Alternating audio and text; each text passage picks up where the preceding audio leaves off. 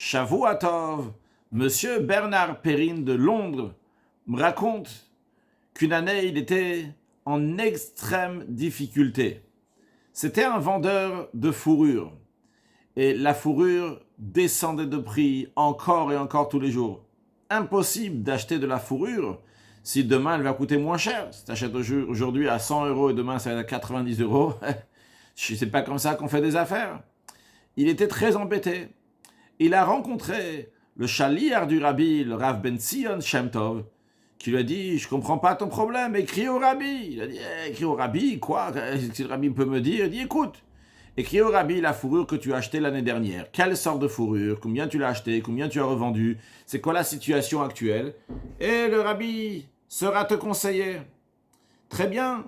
Il a tout écrit au rabbi, comme le Rav Ben Zion Shem Tov lui a indiqué. Il a envoyé au rabbi. Et il reçoit une lettre du rabbi qui lui dit « Va vendre de la fourrure en Écosse. C'est pas important quelle sorte, quelle catégorie, juste va en Écosse. » Monsieur Perrine s'est assis pour écrire une longue lettre au rabbi pour expliquer au rabbi comment, dans le business, dans l'affaire qu'il fait, il faut absolument qu'il reste à Londres et il ne peut pas se déplacer en Écosse. Le rabbi lui répond quelque temps après « Malgré tout ce que tu m'écris, va en Écosse. » Ok. À l'époque, c'était très loin d'aller de Londres jusqu'en Écosse. Ça mettait environ 13 heures.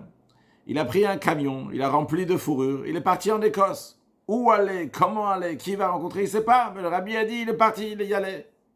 Il arrive en Écosse, il cherche dans un bottin le téléphone d'un vendeur de fourrure. Et il va, il est très bien accueilli, on lui achète sa marchandise, et après il va chez un deuxième, et le deuxième aussi l'achète, et comme ça il l'envoie chez ses amis, et l'autre chez l'autre, etc.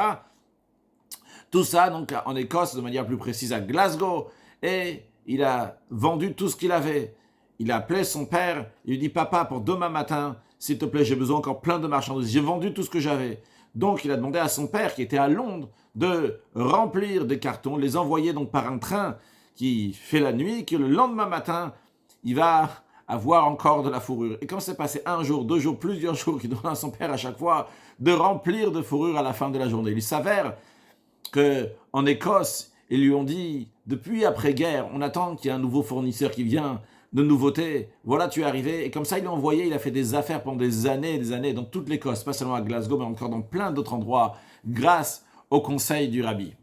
Lorsque le rabbi donne un conseil, il faut toujours écouter le rabbi. Un jour, un chassid a demandé au rabbi Maharash, 4e rabbi de Chabad, rabbi Shmuel, est-ce qu'il faut faire une affaire? Le rabbi Shmuel lui a dit non. Et une deuxième fois non, une troisième fois non. Il y avait des amis qui l'ont convaincu, mais le rabbi, qu'est-ce qu'il comprend dans le business, etc. C'est un bon rabbi, gentil, etc. Tzadik, mais bon, c'est du business, c'est une affaire en or, il faut absolument la faire. Et le chassid n'a pas tenu, et finalement, il est parti faire l'affaire alors que le rabbi lui avait dit de ne pas faire l'affaire. Et après, il est revenu chez le rabbi Maharash. Le rabbi Maharash lui a dit, écoute, il y a 3 sortes de chassidim. Il y a ceux qui sont très simples. Ils disent, quand le rabbi dit, c'est la parole de Dieu, c'est Dieu qui a dit de faire cette affaire, pas faire l'affaire. Ils écoutent. Il y en a qui sont un peu plus posés, ils disent, c'est pas la parole de Dieu, mais bon, c'est un grand chacham, un grand sage, il étudie la Torah, il étudie la chassidoute, il connaît bien, il sait ce qu'il faut faire, et on peut lui faire confiance.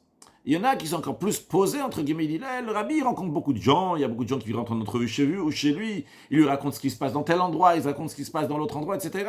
Et donc, quand le rabbi dit quelque chose, on peut lui faire confiance, parce qu'il a beaucoup d'expérience, il a beaucoup de données basées sur lesquelles il va te dire, te donner conseil. Le rabbi Maharash, il a dit à ce chassid, quel que soit le niveau de chassid que tu es, mais t'aurais dû m'écouter. En tous les cas, lorsque le rabbi nous dit des choses claires, nettes, qui soulignent qu'on est la dernière génération de l'exil, la première génération de la délivrance, qu'on doit se préparer pour accueillir Mashiach, c'est sûr et certain que c'est exactement comme ça, même dans des affaires matérielles, qu'a priori, quel rapport? C'est un rabbi, il étudie la Torah, il est dans la chassidoute, il dit des mamarim de chassidoute. Et quel rapport maintenant il va te dire comment te comporter dans tes affaires, quoi faire? Mais justement, un rabbi, Rosh Bnei Israël, la tête, il est rattaché avec Akadosh Baruch encore plus fort, et il sait la parole de Dieu te transmettre même jusqu'au matériel, pas seulement dans le spirituel, parce que Torah Mitzvot, c'est rattacher le matériel et le spirituel. Et donc, rajoutons des actes de bonté, de bienfaisance pour accueillir Mashiach très prochainement. Shavua Tov.